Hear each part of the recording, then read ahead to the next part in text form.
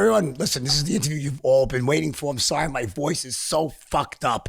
I have laryngitis. If it was anybody else, I would have canceled this podcast, but we've been trying to do this for like 5 months already, right? And for some reason, it's crazy. I'm hoping you haven't forgotten the book by now. Dude, listen, I read that this is something I want to start with. Everyone obviously is Dan Bilzerian. He doesn't need an introduction. Like me, there's few people I could say lived this insane or even more insane life to me. And you're speaking to one of them right now. So there's a lot of madness in this fucking room between the both of us here, right? Even though it's virtual, it's transcending the space-time. I think the shit we did transcends the space-time continuum. It's gotta, on some level, you know? But there's one thing that you wrote here that really hit me here. It's interesting. And I disagree with it emphatically. You say that, no, I just disagree with it. So I want to just bring it up right away. You say, okay. I want all the people who said that I was their idol to understand exactly who they're looking up to. I am no hero. I've had more than my fair share of fuck-ups. I've been selfish for the better part of my life, and the world might not be a better place for having me. I emphatically disagree with that last line, Dave. I did, Dan. Sorry. I really do. I mean, I think that, I know you're fucking around and you're being sarcastic, but I really believe that for people like you and myself, okay, who've done a lot of shit right, like incredible stuff on the upside that few people do, and made our share of massive blunders as well, I think that people learn just as much from the bad shit as they do from the good shit. And I think that anyone that looks at your life, and we'll go through it all, and I want to talk about it in a different way than most people do, that like, in a way that like, oh, he did this, or that's, I mean, that's, you know, I mean, the beauty of what Scorsese did with my movie was he didn't judge it. He said, here's what happened, and you could look at it one way or another, put yourself in it.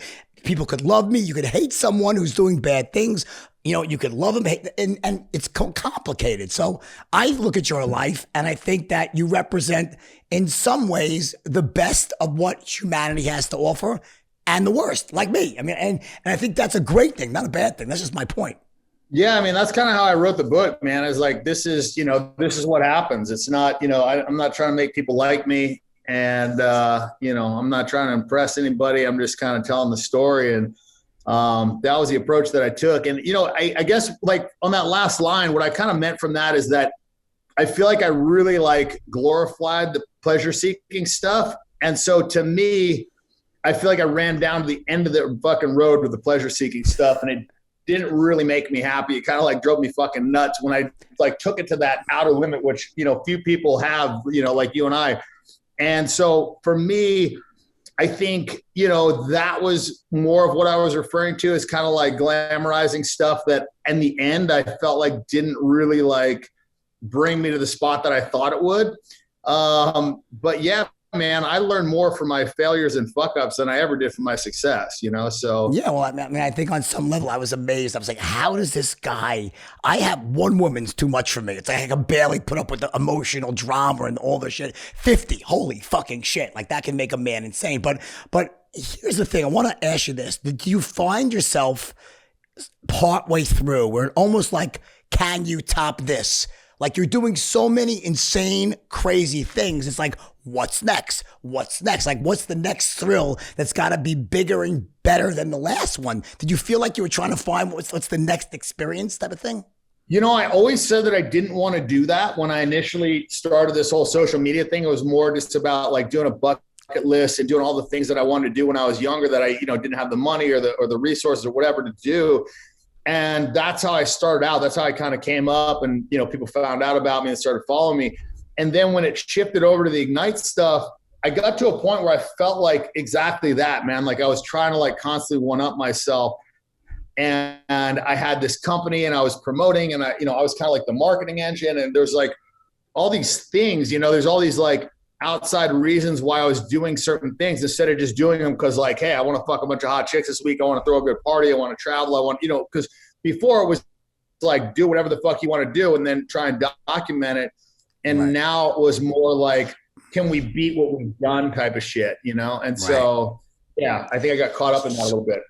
So let's go back. What I'm really interested in is like what made Dan Bilzerian. Like what was like, you talk about it in your book, And I wasn't the least bit surprised when I read it. Like, it made sense to me. So let's go through that. So when you were younger, like you were in, junior high school, you weren't the most popular kid in school. You weren't the quarterback of the football team, nor was I. So is it like sort of you loved hot chicks always like I did, and you wanted to fuck hot chicks, and like it was always about what's the path towards that? Like was that your driving force? Like you look at Dynasty and you see Dallas and you see how they're living and the hot women, like that's the life I want. Yeah, for me, it was my next door neighbor, this guy, Ernie Hare, and he had the hot chicks and he had the smaller house, but he had the Ferrari. He had all this shit that I cared about, that my parents were the polar opposites. They had the huge house, they had the jet, but they didn't have the cool cars, they didn't have the cool clothes, the nice watches, like all the shit that I cared about, obviously, like the hot chicks, whatever. And so he was kind of one of those people that just like had all the shit that I wanted. And I was always the type of guy that I would figure out what I wanted and then figure out how I could set up my life to get there. Like I got more into that as time went on, but even when I was younger, if I saw something that I wanted, I would try and figure out like what I could do to get that. And, and girls was the first thing that was like really kind of on the radar. So was that like at what age? Was it like junior high school when you started realizing I just want to have the hottest chicks, and you're seeing her on TV or your next door neighbor, and that was that the driving force? I think probably like middle school or junior high. Like I don't know, like hot chicks weren't really into me, and it was kind of one of those things that I wanted but I couldn't have, and my neighbor had it. It was like, I don't know. It was just, that to me was success. It's like, I think a lot of the reason that a lot of guys want to make a lot of money is because they want to get a lot of pussy. They just don't want to say it, because I look at what they spend the money on once they have it. I think that anyone who doesn't admit that, I'm sure there's some people that maybe aren't like that, but I think I'm like that. The vast majority of what I did was motivated by the power of pussy. I wanted to be with not just any girl. I wanted to be with the hottest girls, and it was always like, one led to the next, and then when I really started making money, I was like, holy shit, like you almost can't believe it's like a smorgasbord all of a sudden, right? And the world opens up to you, right? But before that happened, so did you have any like attempts at success before the whole thing took off? Like with, you actually made your real big money gambling, right? That was the money that you made. Yeah, and I made not it early. Not from your parents, by the way. So, you got money, but later on, right? Is that the story? And here's the thing, I wouldn't have given a shit. I would have been totally happy just getting a bunch of money from my parents. And I was never the guy that like, wanted praise. I never wanted praise for doing it the hard way or any of that shit. I didn't give a fuck. Like honestly, the bulk of my career, I leaned on the whole trust fund thing and just, had everybody thinking that I was a trust fund idiot and whatever. And if people still want to believe that, I really don't give a fuck, honestly. My thing was, I made my money playing poker. My trust fund didn't kick in until I was 35, and I didn't even cash it until I was 39. So it was one of those things that, I had it there, but it wasn't a crazy amount of money. It wasn't life-changing. I mean, look, I said it in the book, I was flipping quarters for more money than my trust fund, years before I got it. So it was one of those things where, I bought my jet 3 years before I got my trust fund, all that stuff. So for me, I don't really care if people believe it or not, but that's the story. It is what it is. I made the money playing poker, and I made a lot of it. And I didn't make it because I was the best poker player. I made it because I got into the fucking best games, which is a part of poker that a lot of poker players don't really fucking like understand. It's not like Major League Baseball where like you have to fucking win the World Series to win. It's like, no, the scoreboard is your fucking bank account, and how you fill that motherfucker is, up for interpretation. Like you could go win tournaments, you could go play fucking rich idiots, you could go grind online. There's a lot of different ways to do it, but I chose the most effective, because for me it was like, okay, playing rich idiots seems like the best way.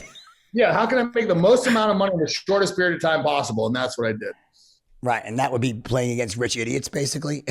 100%, and I don't know why nobody else could see that. I mean, I guess it wasn't pretty obvious. Yeah, like they had to get into the game, so I guess that was like the barrier to entry, And so for me, I leaned on the trust fund thing, and that was what got me entry. And that plus, I played like a pretty crazy style. But there's a part of it where I had to lose some money sometimes to make money. I had to like give a little bit more action than was technically correct. And a lot of these nitty guys, these like really tight pros, they would never do that. They would never make a mistake.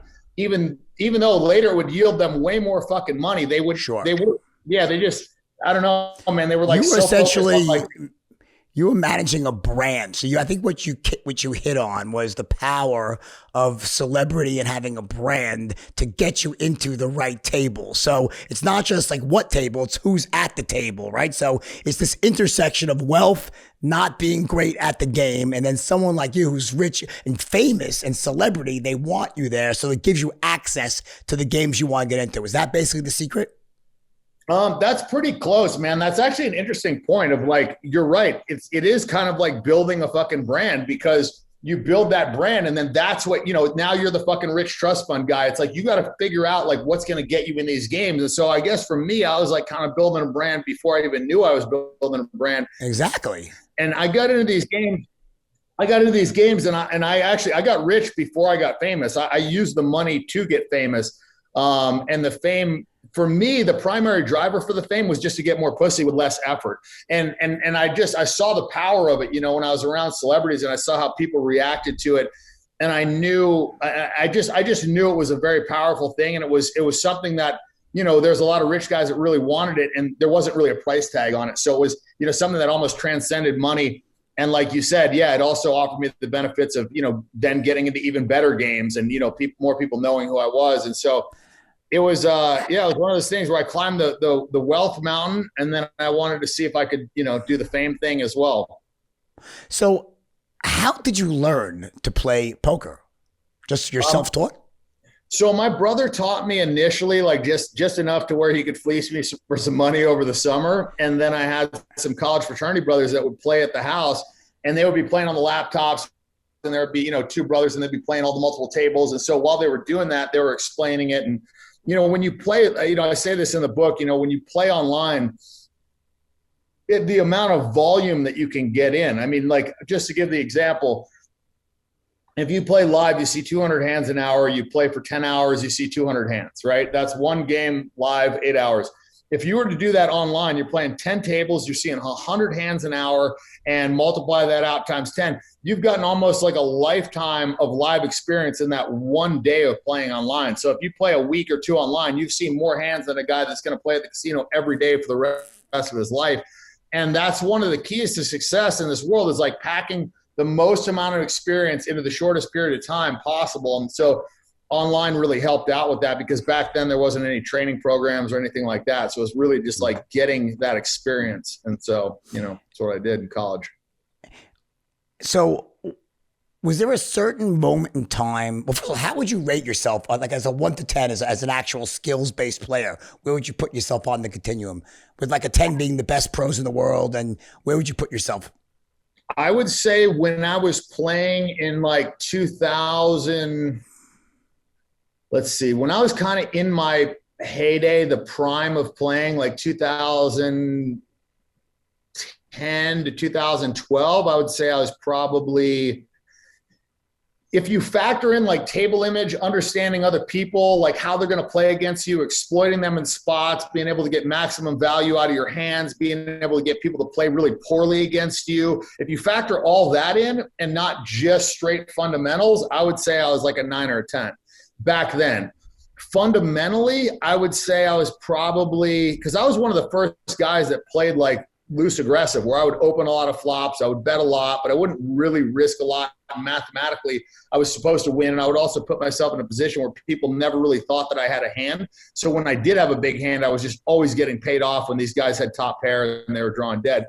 So I would say, but then if you want to just like flash forward to today with the solvers and how good everybody is now, I mean, fuck, man, I'm probably like a 5, compared to these guys today, but back then when I was playing a lot, I would say I was like a 9 or a 10, just because I would get guys to play really, really fucking bad against me. And I would win like crazy pots, with like top pair and spots where nobody else would paid off with that.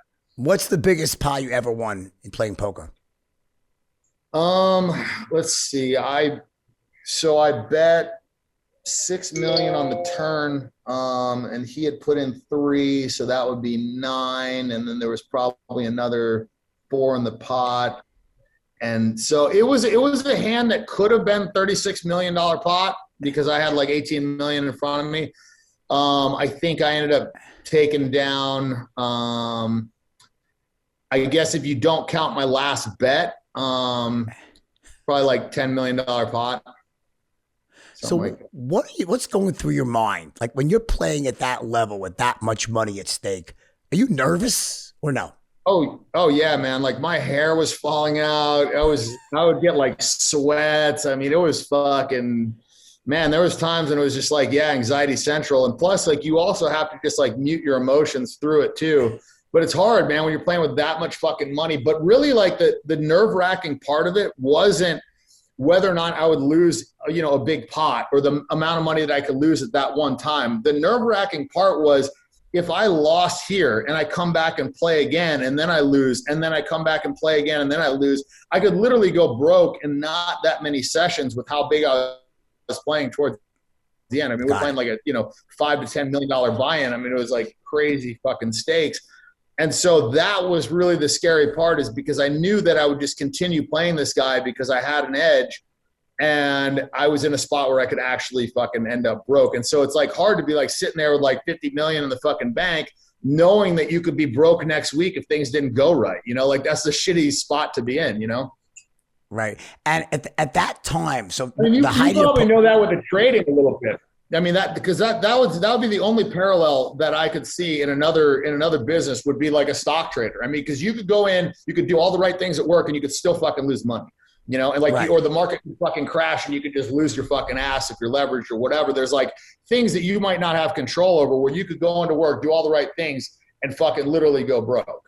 Yeah. So yeah, well, that's essentially why people go nuts on Wall Street. But for me, I created a situation where I was the house. So when you're the house, it's very difficult to lose. But even then, once in a while, it could turn against you. When you were doing that at the height of it, were you also fucking a ton of girls at the same time? And there's a separate time frame. So you are at the peak of your poker. Was it also the peak of girls too, or was it preceded that? I would say the peak of girls for sure came after the poker, when I kind of like took some downtime and like really like kind of shifted over towards the Instagram stuff and the social media, because it was basically like I had made a crazy amount of money gambling and taking pieces of gamblers and with Bitcoin and all this other shit. And I was like, look, I'm just going to do everything that I wanted to do as a kid. I'm going to document it.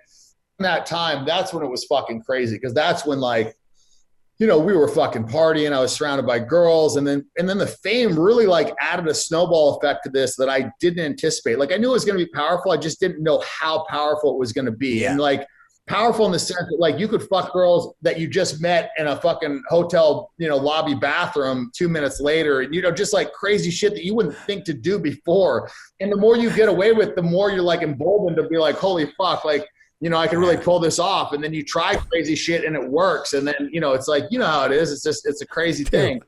And so, yeah, when the fame hit, that was the peak. So why do you think, because obviously I have the same thing. People come up to me all the time. I remember once, the funniest thing is I was walking in a casino and you called me for something and we're talking, and then someone asked me, they're like, oh, he's talking to Dan. Like they didn't know what to do because I was remember that we were talking on FaceTime. They're like, oh my God, it's Jordan Nelson. They're freaking out, right? So I get the same thing. What do you think it is that makes people so aggressively want to take a photo with you? Do you think it's because they want to post it to get followers? Do you think is it some sort of like, if just they get a piece of you, it rubs off on them? What do you think is behind it? I think with different people, it's different things. I think for me, it was, I think it was like a bit of a breath of fresh air, because there wasn't any like celebrities that were just out there, just like putting crazy shit out like I was doing, like nobody was really advertising all the girls they were fucking. Nobody was really like kind of like flexing like I was at the time, and so I think it's one of those things where also people just, when they see a celebrity in real life, they're just like, they don't think they're going to react like this, but they do. And I've seen it a lot of times with women too, where a girl will be like, oh, I would never fuck that guy. And then they see him out, or then they see him out and other people are coming up to them.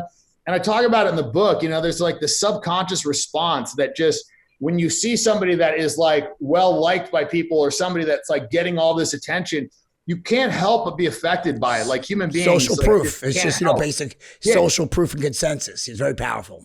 Yeah. And it's on the highest level, right? It's like social proof from like all these people that like, you've never even met before, so it's like, it's just continuous social proof over and over. And I think it's, it's a powerful thing, man. And so I don't know, like for me, it's different now because back in the day it was what, autographs, like what the fuck are you going to do with that? Now, if you get a picture with somebody, you can post that, you can post that, and that then garners you more likes and more followers. So it's like this whole thing where people have gotten like caught in this like need for validation, and social media, I think, is that like new form of validation where like at any point you can just post a picture and boom, girls are going to be hitting you up, guys are going to be, liking your photos, whatever. You're just going to be getting all this attention and you get it at will. And so I think that's why people get caught up in this. And that has to be one of the reasons why they want pictures with celebrities, because that will, by, definition, like elevate them, right? They're hanging out with somebody famous, and, that's, in and of itself a social proof. Was there a certain post that you made that sort of started, or like something that just was like so over the top, or that just struck a chord and you got just a massive response and that started the chain? Was there any one post? I don't know. There was definitely some posts that were standouts, but I think really the biggest one, it's funny, man, the negative publicity does you more favors than the positive stuff a lot of times, especially when you're coming up. It's like you fucking, you save 500 whales, nobody gives a fuck. You kill one on accident, and it's like worldwide news. Well, I didn't kill any whales, but I threw a porn star off the fucking roof. And it was during a photo shoot, and it was because they asked me to do it. But like the way the news framed it, it's like I'm just on my roof throwing bitches off like it's something to do, And so it's like Dan Bilzerian's throwing porn stars off his roof. Like it's just like raining hose over here, So I think the way they framed it, and then like, Dan Bilzerian gets arrested at LAX on federal bomb making charges. It's just like all this like really crazy stuff that like when you looked at like what actually happened, it wasn't that crazy, but because of the way the media framed it, generated a lot of fucking hysteria. And that, that kind of got my name out there. And I was like, look, I was one of the early like pioneers on Instagram. I remember, for a long time I had more followers than The Rock, and so that was just like kind of a, right. I know. Absolutely. Did you ever start to feel like you didn't want to go out as much because when you did go out, it would just become a circus? Yeah, I've always been kind of like a homebody. I've never really been like one of those guys that just like wants to go to a bar and talk to a bunch of fucking strangers. But once it starts getting crazy, like you really can't have normal interactions anymore. Like people come up to you and they're so nervous, and they're just like spitting out this verbal diarrhea of like how much of a fan, and like so you kind of like you absorb some of their anxiety, you absorb some of the nervousness. It's not like a really like pure fun like interaction a lot of times, because they're saying dumb things and they feel embarrassed, and it's this whole like crazy like snowball effect that just doesn't lead to a normal interaction. And so I don't, especially when I'm fucking on mushrooms or fucked up on drugs, like, I don't really want to like be having forced conversations with strangers. So especially when I'm high on weed, like especially like I just don't want to be around a bunch of fucking strangers. And so yeah, I feel like the fame is definitely isolating, like especially like big events, like you can't go to fucking, crowded things. Then you have to have security. It just becomes a whole production, Something else I want to ask you about is about your family life growing up. Do you think like, I know your dad was a very big Wall Street guy. He got in trouble for some tax shit. It was tax stuff, right? He got in trouble for, I think.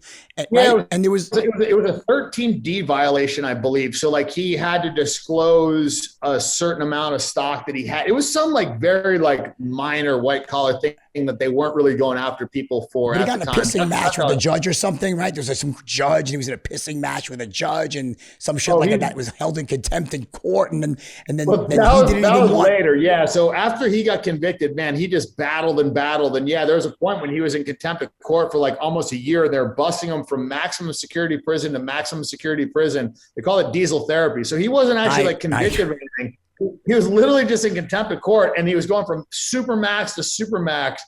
And yeah, that was pretty fucked up. That's when I had to sign off a third of my trust fund to get him out.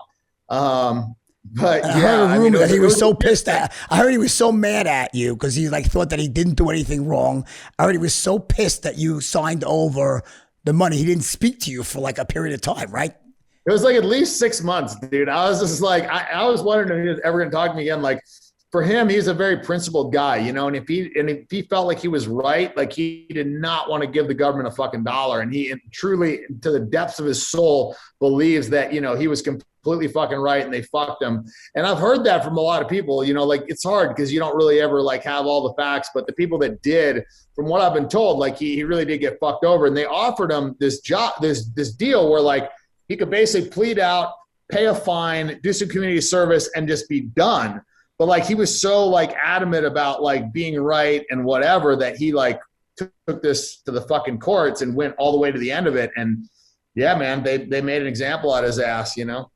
Did that, like, how did that impact you? Or do you think it did or it didn't impact you when your father was in jail? The reason I ask is that it really interests me because, you know, I had kids and I was in jail. And I always wonder what my kids, you know, they turned out wonderful, thank God. But what was it like for you when your father was in jail? Were you embarrassed by that, or you didn't care? Or was it a badge of honor that your father was in jail? You know, for me, it was a weird thing.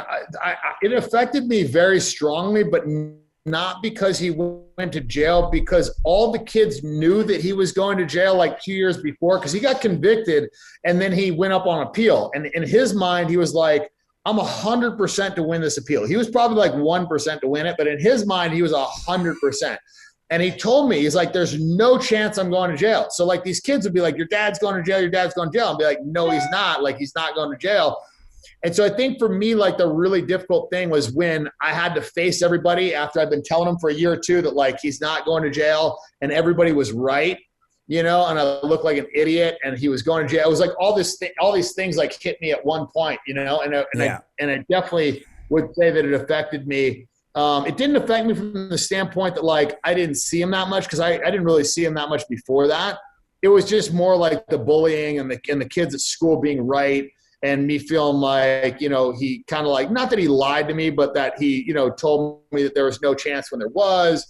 And I basically like was told 2 minutes before I had to go to class, you know, that he was going to jail. So it was like a really like shitty way to find out, you know. I'm like crying going into school and everybody's like making fun of me. And, you know, so it was a lot, you know, it was a lot as a kid in 7th grade to deal with. And then also the country club, the way they, you know, treated us afterwards, the people there. And so, yeah, it was just one more thing that like made me really want to like relish in those fuck you moments later in life, you know, is because, you know, I did get bullied a lot, and I did have a lot of people like, you know, talking shit or doubting me or this or that. And so, you know, what do you think about the bullying? Like in terms of, you know, I've had someone on my podcast, someone I respect a lot, who said, I think bullying is a good thing actually, because it makes you tougher.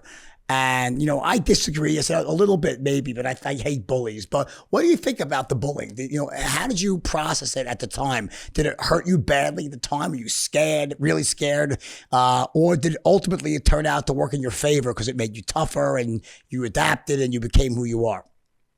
Yeah, you know, that's a great question. And I think this is true of a lot of things in your life. Like, you really don't know whether or not something's good or bad until like you've almost turned 70 or 80, right? And you can look back and be like, okay, look at all the positive and negative implications of this.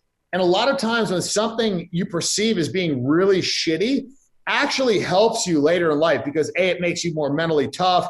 It allows you to like push through adversity. It gives you motivation. You turn that into fuel. Like, I'm going to show these motherfuckers, you know, those sort of things. Like for me, like people doubting me was always my biggest fuel. Like when everybody said like, oh, you can do this, kind of like took the wind out of my sails. Like, well, everybody expects me to do it anyways. But when everybody was like, there's no fucking way you can become a Navy SEAL, there's no fucking way you can do this, blah, blah, blah, it made me want to prove them wrong and go to the end of the fucking earth to do so. And while I didn't become a Navy SEAL, I was a day before fucking graduation. So I got pretty goddamn close, about as close as you possibly could fucking get. You know, and so for me, like after doing that twice, I kind of checked the box for myself. You know, what happened? Just to tell people what happened before, the day before, what happened? You got injured, right? Well, what happened? So the first time I made it through Hell Week, and I was injured going in, and then after Hell Week, I got, you know, medically rolled and then dropped. And then I went through a second time, and the second time I went all the way to the end, literally one day before graduation. And I got a couple safety violations. The first one was, we were out on the range and they basically gave the order about face and drop. So you turn around, and you drop down and you point your weapon. Well, they gave the wrong fucking order. And so half our class, listened to the order, because in the military, you're not really trained to be a free thinker. You just do what you're told. So they give you the about face and drop. And so you do the about face and you drop. Well, half the class was pointing the fucking weapons towards the instructors because they gave us the wrong command. So we all got safety violations. It wasn't just like I was fucking rogue on the fucking, firing line, like pointing my gun at instructors, right? Like half the class that was out there got that violation. No big deal. We signed it, went on with training. Like, they didn't even fucking beat us for it. Like, whatever. And then the last one was, I was on half the class was doing shooting drills and half the class was behind the berm. And, a lot of us, would lay down, people were talking shit, whatever. People would take naps. I took a nap. We had a class muster. My OIC, my boat crew leader, didn't wake me up. So I'm asleep, on the fucking range. So when I went in there for the review board, the commander is like, oh, you pointed your fucking weapon at instructors. You were sleeping on the fucking live fire drills. I mean, it sounded really bad, but like, if I explained it, it actually wasn't a big deal at all, but I didn't want to argue with him. And we were taught to like not make excuses. And, my dad always taught me not to fucking snitch. So I was just like, yeah, it's true. I didn't give him any fucking, context. I didn't explain myself. All the instructors were there. I was just like, yeah, I did it. And so they offered me the option to go out and come back in 2 years or start at the beginning of second phase and go through the whole fucking program again. So I did the whole fucking program again. And then three weeks before graduation, they're just like, you haven't done anything wrong, but we don't like you. And we're just going to admin drop you. And I was like, that's fucking awesome. Go fuck yourself. And I was like, at that point, I was kind of like, I was over it. Like I actually never really wanted to be a Navy SEAL to like be in the military. I just wanted to like say that I was a Navy SEAL and hopefully they would get me pussy and, some kind maybe that's what they picked up on, maybe they're smart. Thinking, very possible, man. Very possible, and so I don't know. Like I said, for me, it was always like a proven to my dad that I could do it. It was all this stuff, probably not the best reasons, but whatever, man. I think there's a lot of people that actually probably have similar reasons, but that just don't admit it, So that was the difference, I just kind of owned my shit.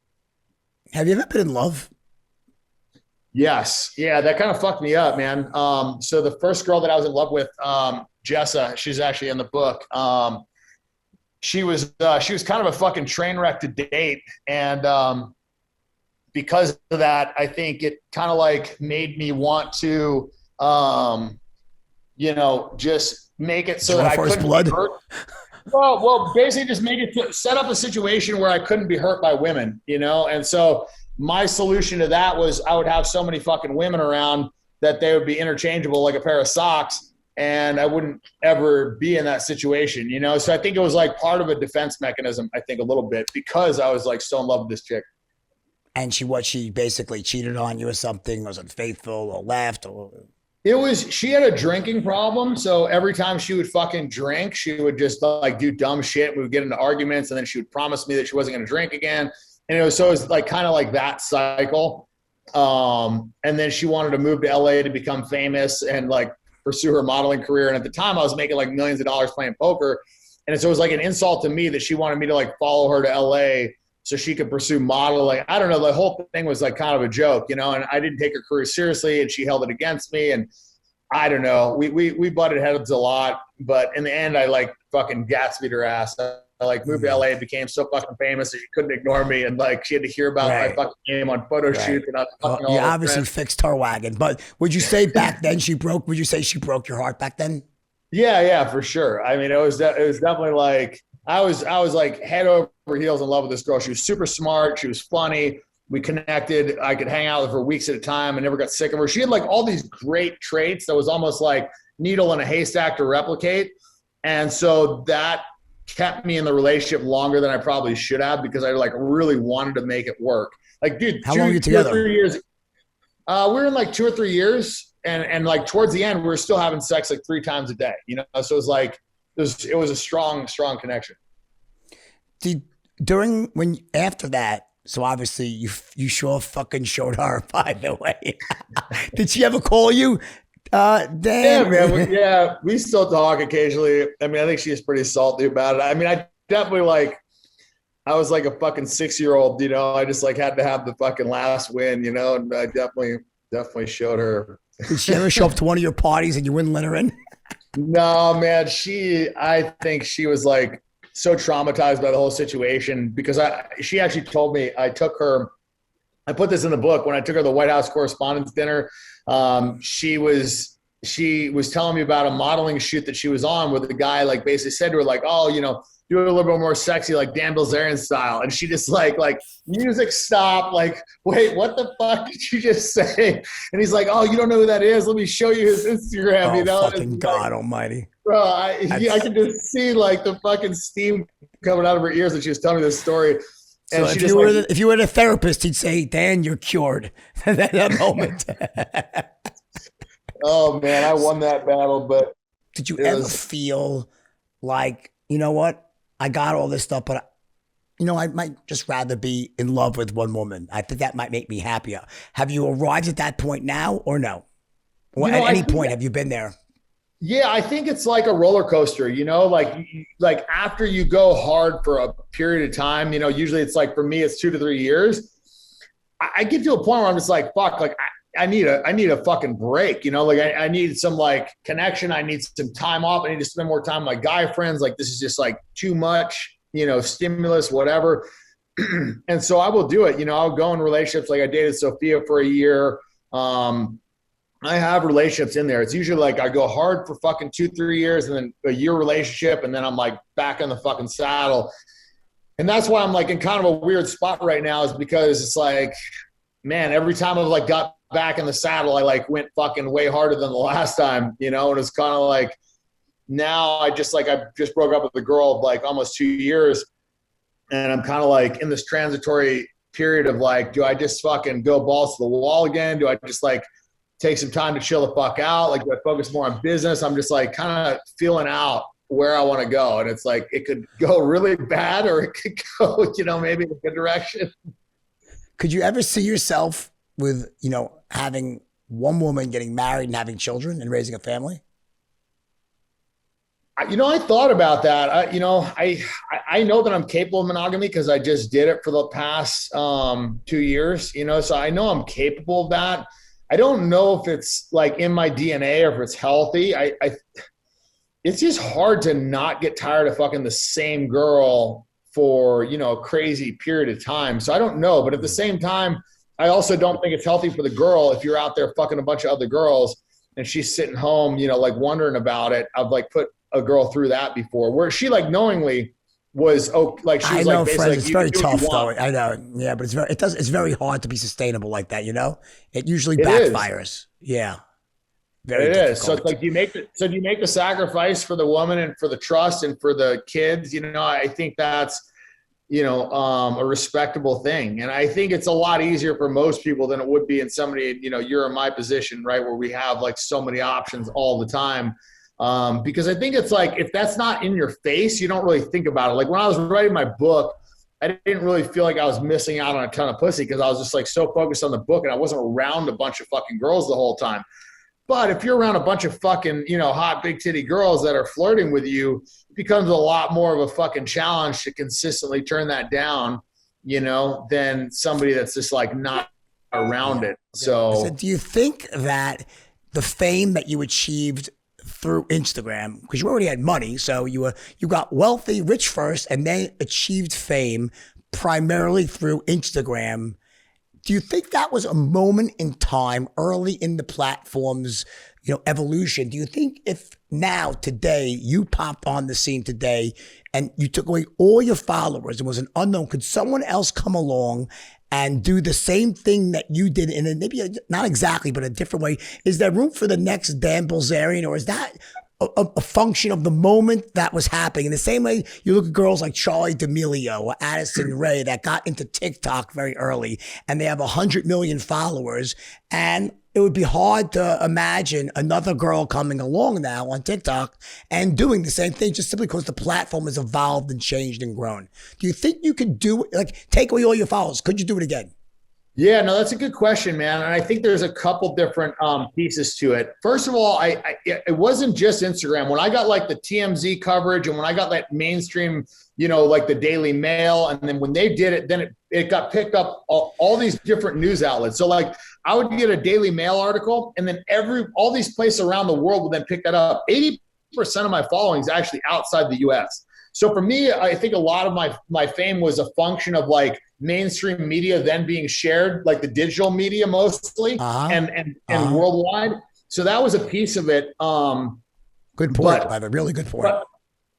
Yeah, so that was that's a really interesting point, by the way, that I didn't think about, because that's really true. Because I mean, that's a big generous outside platform fame driving new followers on the platform for you. 100%. And that was, that was a big deal. And I saw it in the numbers too, and so that was a part of it. But you make a good point about the platform and being there at its infancy and that being an advantage. I know on TikTok, they kind of like gave a boost to the algorithm to a lot of celebrities. I know they gave it to me because I mean, I had like a couple million followers and I'm getting 40 million views of video on these fucking things. Yeah, me too. But now it's kind of like dropped off a little bit. So I think they're kind of like, maybe reining it back, and so. Exactly. I got the same exact thing as you. I went on millions of views right away, millions of followers, and then it pared back. It was still big, but a little bit pared back. Yeah, so like a part of that might be them also fucking with the numbers, like changing the algorithm to where like if somebody's watched the video on a loop, then that now counts as 2 views, and how they count that shit, or just like if somebody sees it as they're scrolling through, that counts a view. So I think like a lot of these platforms will have a lot of bots on there too that will like give you instant views and all this stuff so they can juice the numbers so people are more encouraged to use the platform and feel like they're getting a lot of benefit. So I don't know. I don't know how much, like the algorithms definitely changed. I know on Instagram early on, I got more shares, I think. And then they also later on, then they favor the bigger account. So it's like you get the benefit early and then you also get the benefit late. So for somebody to break through, I think it would be hard because everybody's done everything now on Instagram. Like when I came up, like I was the first guy doing this shit. You know what I mean? Now it's like all these guys. Yeah, right. So I was like kind of the pioneer. Like nobody had really like put their personal life out there like I did, And so now it's like anybody that does that is kind of probably going to be viewed a little bit as a copycat, And so I think there's a lot of people that tried to copy what I did. But another piece of it is also what I did was super authentic. Like I didn't fucking like fake any shit. I wasn't posting any girls that I wasn't fucking.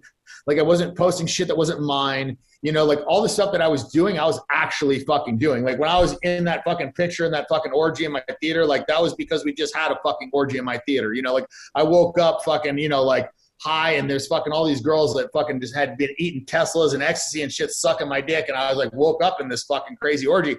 And I remember my buddy Jay was like in there and he like started like taking pictures of me, He's like, this is so ridiculous. We never thought like we would even post one of these, but when we like blurred enough of the shit, I was like, you know what, fuck it, I'm going to put this up and put a date in it, But anyways, so I think a lot of what people do is they're like, oh, how can we get a great photo? And it's like when you orchestrate a photo and it's not natural, like you can just see that, man, because every girl's like facing the camera. They're all like ready, this and that. And so you can just tell like the whole room is picked up. Like there's nothing out of place, like they try and make it like that perfect photo. And instead of just like authenticity, people love authenticity, Yeah, like they want to, like for me, my Instagram was always about like trying to capture a moment in time, like capture a moment of what is going on, not set something up so it looks like we're having fun. It's like just catch a fucking clip of the madness, And so that was, that was the challenge, was just like, getting something, candid. And also when you're like partying and you're having fun, it's a different vibe than when like, oh, hey, let's set up a shot for Instagram. Like how fucking lame is that? So like, fucking lame. I hate it. I hate it.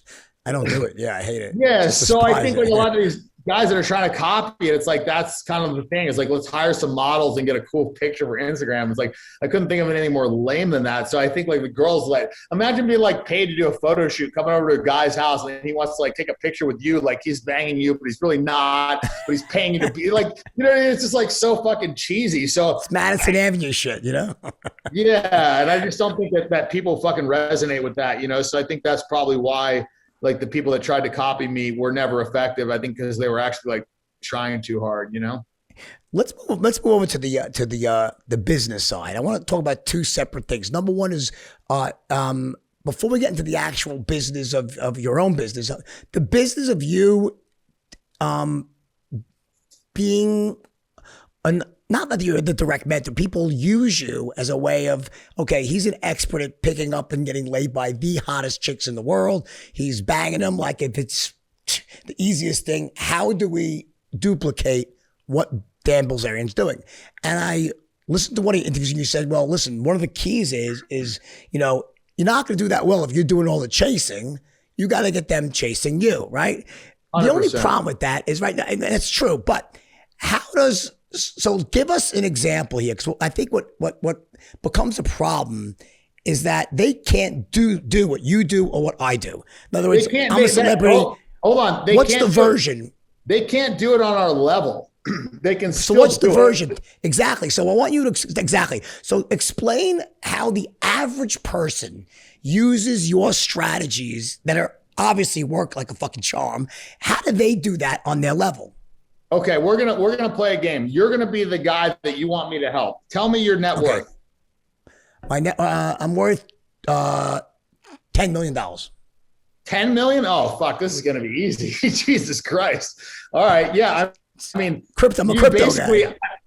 Oh, you're fucking golden. 10 million. Yeah, I thought you were gonna throw at me like $100,000. Yeah, I mean that's so fucking easy. So basically, what I would do is, you know, with 10 million, you can throw parties like I used to throw on like a smaller scale where it's like 300 girls, 30 dudes, whatever, something like that. You can also basically, I mean, even if you just wanted to hire a girl, I mean, $10 million is a lot of fucking like capital to throw around if this is your priority. So you could hire a hot girl. Let's say you hire a hot girl. Let's call her your fucking biographer. And let's say you pay her $120,000 a year and her sole job is to get you fucking laid. So now you guys go into a bar, she flirts with you. She gets you laid because she gives you that social proof, because she's showing her that she's interested in you. And then when another girl comes over, she acts jealous or talks about how great you are or builds you up. Boom, it's fucking done. You're getting laid. So the difference between like you going to the bar alone and trying to fucking pull versus going in there with some fucking resources, it's night and day. So you can set up things in your life where, or she could just, you know, you could pay a promoter, like say, hey,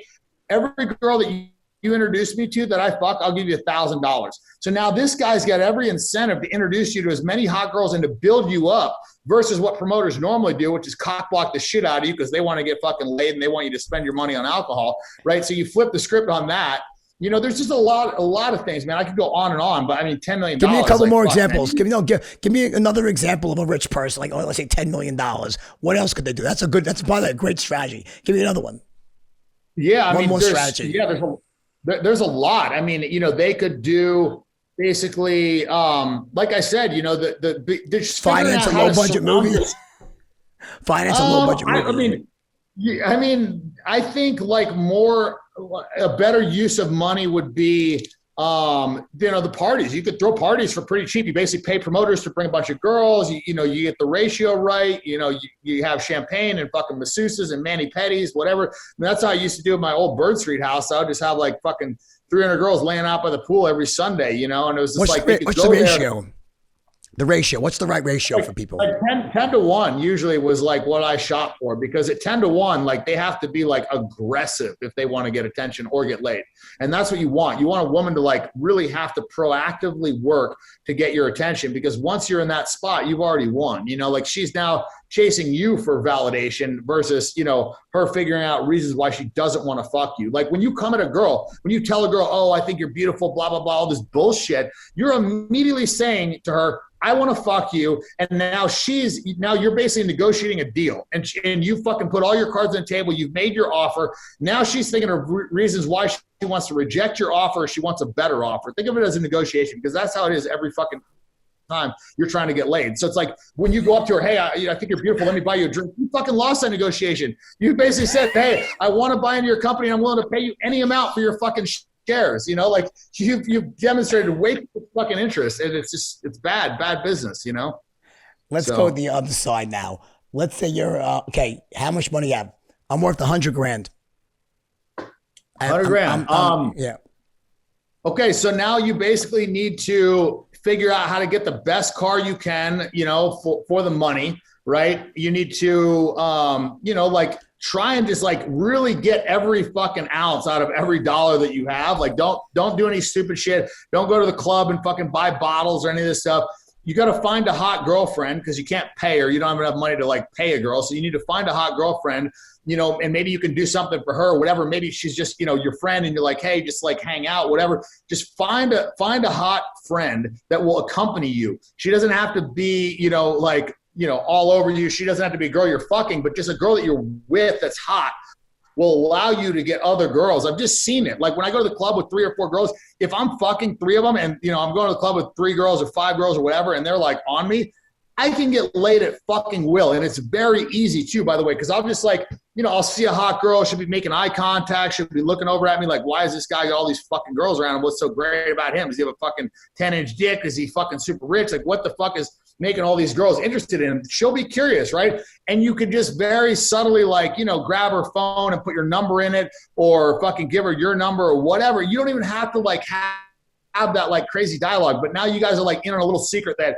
you guys have swapped numbers, but other people don't know. And it's, just little shit like that where least amount of effort possible. The more perceived effort that you put in to trying to fuck a girl, the more she's going to look at you like desperate. The more she's going to look at you like every other fucking guy that's trying to stick his dick in her. You know what I mean? So like the hotter the girl, the more she gets hit on. So just don't do what every other motherfucker is doing if you don't want her to put you in the category that she does with every other motherfucker. So like what you're describing is almost like a modified friend zone approach, meaning get a hot chick to be in the friend zone, but for strategic reasons. So then you can say, listen, bring me as your fucking magnet for other chicks. I mean, that's just like, that's one example. You could also just like, just basically take the approach that I did when I was in college, which was literally go up and talk to every single fucking hot girl you see. And I'm not talking about hitting on them. I'm talking about just like literally starting a conversation about anything, just talking to them. So by just having those dialogues, some are going to be interested, some are not going to be interested, but you're not going to be getting rejected.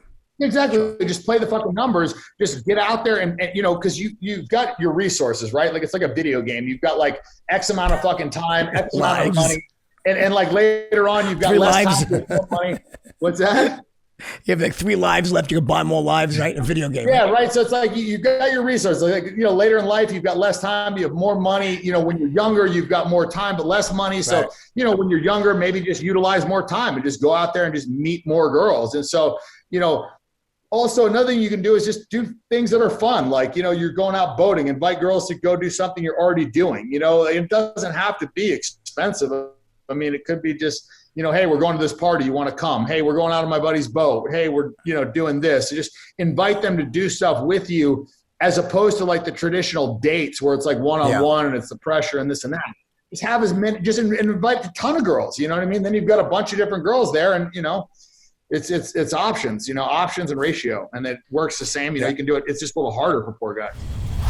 If you want to grow your business, you want to diversify your content, this is a product that I 1000% believe in and use myself every day. And it's been a game changer for me, making more money for me than any other app I've used that's even close to this. It's called Melon.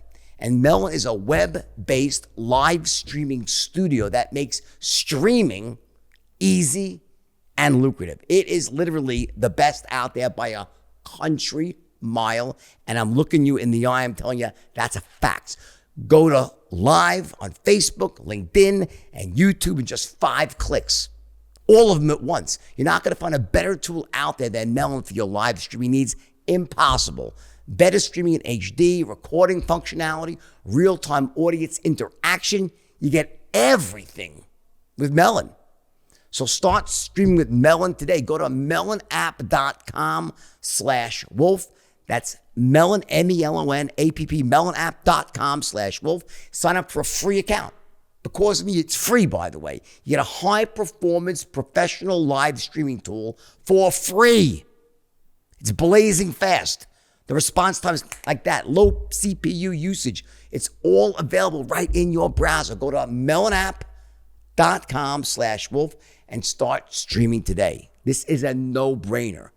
If you don't try this, honestly, then you must not like making money online. Let's talk about your business, Ignite, right? So I know this was talk Ignite lost a lot of money, right? There's problems. Why don't you just tell me, rather than me ask you questions, tell me in your own words, what's the story with Ignite? What was its idea at the beginning? What were the problems along the way, the successes, and where is it now? Okay, so basically at the start of this thing, I came out of the fucking gates firing, making a lot of noise, doing the parties, just basically letting people know this is the fucking brand. The Instagram blew up. I mean, it's got, I think, like 3.4 million followers, got better engagement than fucking Nike. It's like got, millions and millions of views on their posts. Everything's doing really well for the social part. People know the brand. It's recognized. The issue is coming out of the gates, we picked the wrong fucking products. It was marijuana, which we could only sell in California or, California and Canada. Like, we had very limited spots where we could do it. And 80% of my following is outside the US. So we're really capitalizing on a sliver of my following. Like, all these people wanted to buy products, but we had a very restricted product that we could sell. And it was a terrible industry too. Like, we would buy from the grower, then we would sell the dispensary, would make that little fucking rip in between. It was just like a terrible, terrible business. We're competing against black market, who's operating with impunity. They don't have to pay taxes. They don't have to test their products. They never lose batches. It's just impossible to compete, right? Nobody in the cannabis business is doing well right now. And it's impossible to really establish a global brand. You can't even ship across state lines. Just terrible, terrible business. So we made the noise, we crushed the marketing, but we just failed on the business side because we didn't put products to market in enough places. So we had this guy, Curtis, and, we ended up firing him. And when we fired him, he went crazy and did this whole whistleblower campaign, like, Ignite's losing money, it's funding Dan's lifestyle, it's blah, blah, blah, like all this shit. And, from the time we got rid of him, we started, we pivoted, we started doing more vapes, we're doing the beverage stuff. And and look, everybody gets caught up on like, oh, he lost 50 million in a year. It's like, fuck, we might do that in the fucking fourth quarter this year. You know what I'm saying? Like, we're crushing it. So like, but I want to get the good stuff on the business side, because there's a lot of misconceptions about Ignite. And also, I'm good friends with Dave Bell. I want to get the good story out there, right? So yeah, no. And by the way, losing 50 million is not that much in the fucking real world of business. I mean, people lose a lot more than that in high tech on the way up to building a brand. So it's like, let's put it in perspective. Uber lost $5 billion in a quarter. You know what I'm saying? I know exactly right. Of like creating a global brand. Like, I don't think people understand like what big brands spend for like a global presence. And so to establish that straight off the fucking rip, on a brand that's brand new is kind of unheard of. So here's what I would say, okay? Just as a pretty sophisticated guy at this sort of stuff, and I deal with the same stuff with the brand as you, right? So I know it well. Are there any things that you did that you think were unethical? Like, did you make any mistakes? Like, they were just, I should have done that. That was more for me than for my brand. Was there any of that going on? Not really, because, for me, I was the driving force of this, I can show you the analytics on, I'll just pull up the analytics on my Instagram so you can just see it straight from the fucking horse's mouth here. So what I'm trying to say is that, like, in other words, I think the false perception is that that's what happened. And I think what people don't understand is that, it's one of those rare circumstances where you are the brand is you. There's a very fine line of of what would be self-interest and what's in the best interest of the brand. And it's quite possible that, you just made some mistakes, because we all do that. Hey, maybe I shouldn't have done it, but it wasn't. It was for me. It was a stupid idea, but it wasn't because I thought I was getting a personal benefit. Is it more along that what happened? Yeah, I mean, look, for the 50 million wasn't just like marketing, right? Like, the marketing was a small fraction of that, and I paid for a decent amount of it. Like the yacht that we did, I paid for more than Ignite did. Like, there was a lot of stuff that we did where I would foot the bill for some of this stuff. And a lot of the stuff in the Curtis Heffernan lawsuit that he listed was stuff that I personally paid for. Like, we had the accountant go through, and everything that was personal, I paid. Everything that was business was Ignite. But here's the Instagram stats. Can you see that? Yes, 32 million. What is that? Well, 72 million impressions, 40 something million accounts reached. You could just see the fucking, I mean, it's like what, like 1.7 million shares on this post. So I'm just saying, like, those numbers are like Super Bowl ads, you know? And so what do people pay for Super Bowl ads? Well, I was doing all that shit for free. Like I did all the fucking posts. I didn't charge them anything. I didn't even take a salary for Ignite for a while. So like, you know, what's the value that I'm presenting to the brand when I'm, you know, reaching 72 fucking million people because, you know, like 30 something million people follow me, but how many people are fucking like have my notifications on, you know, that aren't technically following, that are watching all my shit. And you see it in the videos, dude. I'm getting like 42 million views on my fucking videos. Like The Rock doesn't get that. Kardashian doesn't get that. Like, so it's a big platform. It's a valuable platform. And, you know, but part of that is like, you know, we need content, and some of that content costs money if you're doing lifestyle stuff. So, you know, there was money spent on some lifestyle stuff, but it wasn't, you know, like a crazy amount. Like, I think it was like under 10 million bucks. You know, so I guess like, you know what is happens with advertising and brand building is that, you know, the old thing on Madison Avenue goes, yeah, you know, 10% of my success comes from, or 90% of my success comes from 10% of my ads. I just don't know which 10%. So it's like easy to look back in retrospect. Oh, he shouldn't have done that. But sometimes you just don't know. You're taking shots. You're seeing what's working, what doesn't. At the end of the day, if you build a brand, I guess the real question is if that led to where you are now, then it was successful. That's 100%. The point. I mean, look, you know, when our fourth quarter results come out and people see what we're doing in vape sales, it's all over. It's proven, because I haven't done anything. Like, we haven't spent any money on marketing. So everything has come from like the previous stuff that we've done. And, you know, the brand has a fucking crazy global footprint. I mean, you'll see it. Like I said, you'll see it in the South American sales. Right. You'll see it on the fucking EU sales. You'll see it in the UK. You'll see it in fucking Armenia. You'll see it in all the different countries that we're in. And then it'll just be very fucking apparent that it worked. Yeah, I mean, I guess it's just very important, I think, for people to understand that it's easy to point the finger at someone and say they did this, they did that. But the bottom line is, in the real trenches of business, the stuff is it's happening hard and fast. You don't know. You can look back and always say, oh, I shouldn't have done this. I should have done that. That's what worked. But you didn't know when you're doing it. You're just trying what you're trying, right? Yeah. The mistake that we made was having the wrong products, not getting products to market fast enough, and not getting the shelf space. So those are the mistakes made. However, you know, the brand building stuff has, you know, clearly, you know, carried over. And, you know, and it's funny because a lot of people think, oh, like, you know, he used like shareholders' money and this and that. We didn't fucking take shit from any of the shareholders. Right. Like, I put $25 million of my own fucking money in Ignite. You know what I mean? Like, the money that we raised was like all private capital. It wasn't on the fucking, you know, public market. So it's like, you know, none of this, and everybody that put in money knew exactly what the fuck was going on. It wasn't like, you know, we're taking money from fucking random fans. I know this to be true because I know someone that's a large investor. So I know for a fact that what you're saying is true. Yeah. That there was no money stolen or anything like that. So it's important for people to know that.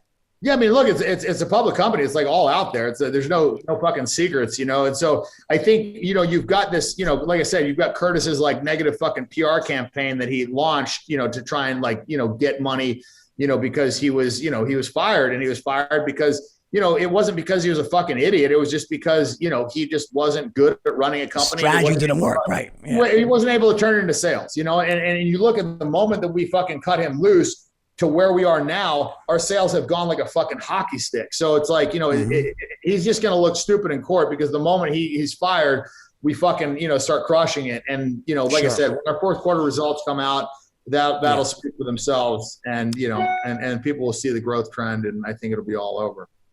In hindsight, this is probably your first real company you ran, right? Mm-hmm.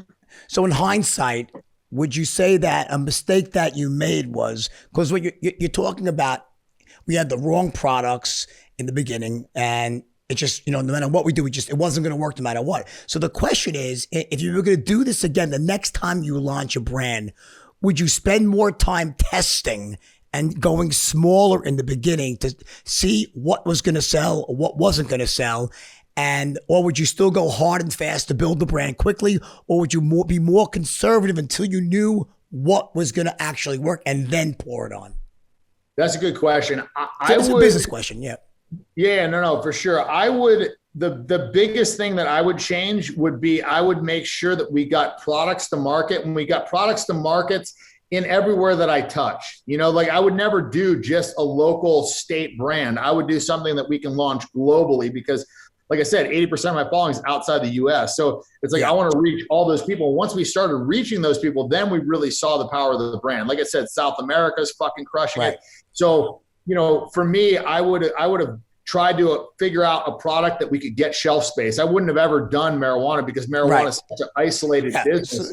So the lesson was going to be a bit more market research, more to see really, you know, what was the best message to market match for your following, right? So that's probably the lesson. And things that can scale, you know, like the nicotine vape is so good because it's so easy to scale it. You know, we can fucking start making more and more. We can ship them. We can get, you know, distribution points. We can ship it across state lines. Like the marijuana stuff was so prohibitive as to what we could do and where we could ship it. And, you know, every license costs a bunch of fucking money. And it's just, you know, they fuck with your banking. You can't, you know, expand to other countries because it's illegal, you know, just so many restrictions. Yeah. It was just a bad product for me at the time. Like I thought it was a great idea because I thought, you know, it would resonate with the audience. I thought, you know, anytime you're, you know, first mover in a new market that's going to do well, you should, you know, succeed.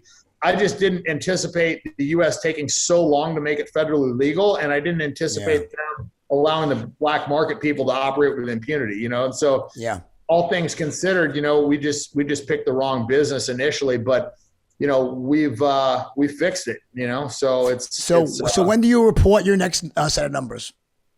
We can unofficially tell people what our fourth quarter sales are as soon as the end of the fourth quarter. I don't think our audited financials will be ready until 3 months after that, but we can tell people, you know, hey, I mean, that's kind of like what we did with our last press release. We said our October sales exceeded our entire third quarter, and our third quarter was the highest, you know, sales in the company's history, and the quarter before that was the highest in the sales in the company's history. You know what I mean? So like every quarter we've had has been a record quarter, and we literally beat the quarter in the first month. So it's like you can see the trend of like where it's going, and now it's finally just like taking off. You know, what's the price of the stock right now? I think it's over $1. So it's would you recommend that people buy it? I don't think legally I can make any recommendations on that sort of thing. The market cap's $415 million right now, and the price is $1.35. So if someone wants to find out more, what's the best place to find out the information they would need to make that decision? We're listed on the OTC, and then we're also trading on the CSE, the Canadian Stock Exchange. So people could purchase on each of those. In the US, it would be the OTC, I think. So right now, you just released this book, which by the way, I think everyone should buy. It's fucking insane. I've been dying to ask, I forgot. What's the percentage of men versus women on your followers? It is, last I checked, I think it was like 87% male. I mean, it's mostly male that are actually like technically following me anyways. I'm not sure about the, you know, the people that have the notifications on, but I think it's predominantly male. 87% male. And what would you say to them, to the people that look up to you? Because, you know, we started this off and I read that quote, right? But in retrospect, now we thought, you know, do you think that you're a positive role model for kids? The people you're like, and I mean that, I don't mean that as a hater, because I'm not a hater. I happen to like you very much. Do you think that people could look at your life, and let me ask the question in a better way. Do you think that people, men especially, young men, could look at your life and pull out the certain aspects of that and emulate that and live a better, more empowered life? I think if they read my book, it would absolutely benefit their life. I think if they just looked at my Instagram and set up their aspirations based on what I post, that probably wouldn't be a positive influence because A, I don't think that I'll probably ever be able to achieve that. And B, I think it sets a bit of an unrealistic standard also because that's like the 10% highlight reel of my life. You know, and like a lot of my life is just kind of like hanging out, being low key or doing work or whatever, but that's not on there. So if you're only looking at, you know, a guy that's doing it on the highest levels highlight reel, then like by comparison, you're going to look at your own life and be like, well, this is shit, you know, but that's not really the case. You know, I would say that the average guy is probably just as happy as I am, you know, as strange as that may sound, at least until I recalibrate. Because to me, like everything that I do is just normal now. Like having a bunch of chefs and maids and fucking, flying on, my plane and doing all the stuff that I do is just, it's just normal. That's what I do. It's what I've been doing for fucking 12 years. It doesn't give me any pleasure spikes. I don't get like a blip of like excitement when I go drive a fucking, $500,000 car. Like none of that stuff, is anything but normal. So I would say that my happiness is probably on par with the average guy, as crazy as that may sound. If we were to switch lives, I'm sure they'd be super stoked to jump into my shoes, but for a couple of days at least. Yeah, for a time, but yeah, I guess that's kind of like a roundabout answer to your question, which I think is a good question. I think, like I said, if they read the book, I truly believe that there's enough positive information in there. Like it's basically all the important shit that I feel like I've learned, and I've like gone all the way down roads that I feel like a lot of guys want to go down, but maybe never end up going down. And so I feel like I'm in a unique position to give them information, and it's information that's not coming with any fucking skew or like my PR is fucking plugging this or whatever. I'm just like giving it people raw, like this is what I've learned. This is what I want to do. I wanted to get a bunch of fucking pussy and I wanted to make a bunch of money. I'm not pretending to be a fucking saint. I'm not pretending to be two very noble pursuits, Dan. Goddamn right. And so that's what I want to do. And that's what I fucking did, So, and I think that's something that a lot of guys, want. And so if that's what they want, I kind of like give them a roadmap to, how I did it and how they could do it. And so, a lot of people have to like go down those roads to figure out maybe that's not what they want or, whatever. But for me, like I had to stick my finger in that light socket to know that it was fucking going to shock me. I wouldn't have taken anybody else's word for it. So, do you think that it cheapens the girls who were involved in this? Do you think is a bad reflection on them or no, not in any way? I mean, I think a lot of these girls got fucking legitimate like careers out of this shit. You look at like Katie Bell, for instance, like the girl was literally working at fucking Lizard Juice making, I don't know, 2,000-3,000 a month. She had 4,000 followers. And I got her like 2 million making, fucking hundreds of thousands of dollars, brand deals. She got to, be in movies. She's meeting A-list celebrities, she got out of Tampa, so I look at a lot of these girls and it's like for what they wanted, I don't think they could have had a better fucking breakout. I don't think there was anything that would have launched them further. Like they could have got the fucking cover of Playboy. They could have got the, I can't think of anything that would have given them more. Nobody else in the world that I can think of could get a girl with 2 million followers from 4,000. Nobody else in the world that I know of could put a girl on the fucking map like that. So, I did it with Lindsay Pellis. I did it, with a lot of these girls. And so, sure. I think I So made you think a lot of these girls went in with their eyes open? They knew what they were getting involved in, and many of them were doing it for strategic reasons. Yeah, I mean, how could you not have your eyes open? I mean, it's not like I bullshitted. I mean, all my stuff was so fucking out there that like, the one thing that they knew that they were going to get was honesty. What's the best way to buy your book? You can buy it on Amazon? Just ignite.co right now. Ignite.co. We just cut out all the traditional publishing stuff and just kind of gave them all the fuck you. I mean, they want to take 85% of your fucking book to go to the regular publisher. Then when you go to Amazon, they want to take like a big piece. I'm going to put it on Amazon. I just wanted the initial sales to all go through Ignite because I basically put all the book sales, which are like over $1 million at this point, straight into Ignite. So it's just one more revenue stream. I've put a lot of money into that fucking company, man. Like I said, 25 million of my own fucking dollars. Plus I put the book in there. Like that motherfucker, we're going to make that thing fucking successful. Come hell or high water. One thing I do know is I know someone very much involved, and I know there was no fraud involved. It just didn't happen. That's not what happened. It's just simply, companies lose money in the beginning, especially when they're finding their way. And you can always say we could have done it bit better or differently, and everyone's a fucking genius when they're hindsight's 2020 basically, Look but anyway, listen, yeah. You got it. Listen, Dan, buddy, I appreciate you coming on. It's 6 months overdue. We had like canceling 9 times. It's unbelievable, right? But anyway, it's awesome. I'm glad. I recommend to everybody. Yeah, I want everyone to buy this book. I really do, because I think it's important for the exact reason that Dan said, is that if you look at just his Instagram, you're getting this like sort of super concentrated, distilled of the insanity, and it's visually hysterical and pleasing and makes you want to click, but it doesn't really tell you about who Dan really is. And there's a lot to be learned from his life. I mean, what could you say? How old are you? I'm 40. 40 years old, you're fucking rich as Croesus. You banged every hot chick that you wanted to bang and then some. And you've also helped a lot of people. You probably don't realize it, but a lot of guys probably that were too shy or whatever probably took some of what you had to offer and are out there probably banging girls that are way out of their league because of you. So I'm a fan. You know? I seriously am.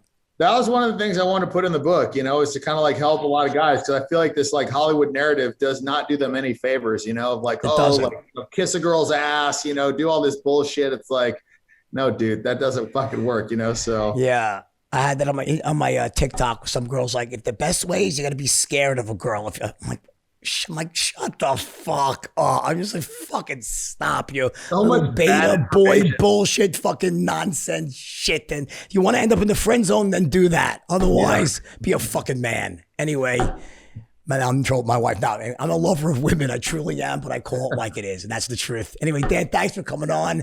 I definitely want to have you on again. And I wish after Ignite, the numbers come out and everything. I'd love to have you back on. Let's talk about the business side, 100%. Yeah. All right, buddy. Yeah. Thanks. Okay, brother. Take care. Everyone share this with your friends. I know you will. And we'll see you next week on the Wolf's Den. Thanks. Thanks, bro. It was great. Appreciate it. Yeah, no worries, brother. Good times, man.